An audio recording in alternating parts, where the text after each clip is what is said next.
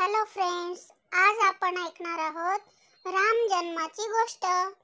शरयू नदीच्या काठी अयोध्या नगर होते।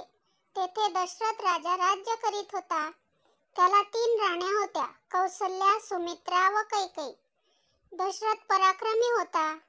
त्याच्याजवळ खूप संपत्ती होती, लोक सुखी होते, सर्व काही होते। पण दशरथाला मूलबाळ नव्हते।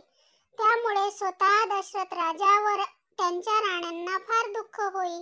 वसिष्ठ ऋषींच्या सांगण्यावरून दशरथ राजाने देवांना संतुष्ट करण्यासाठी यज्ञ केला।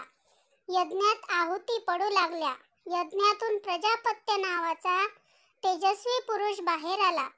त्याने दशरथ राजाला प्रसाद दिला। दशरथ राजाने हा प्रसाद कौसल्या, सुमित्रा व कैकेयी यांना दिला।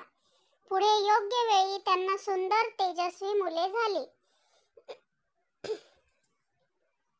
चैत्र महिन्यात नवमीला कौसल्या राणीला मुलगा झाला। मुलाचे नाव रामचंद्र ठेवण्यात आले।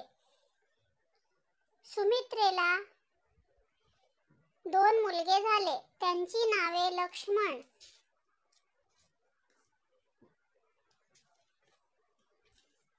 व शत्रुघ्न। कैकेयीला 1 मुलगा झाला। त्याचे नाव भरत ठेवले। राम, लक्ष्मण, भरत व शत्रुघ्न। दशरथाचे हे 4 मुलगे पाहून राजा, राण्या, सर्व प्रजाजन अत्यंत आनंदित झाले।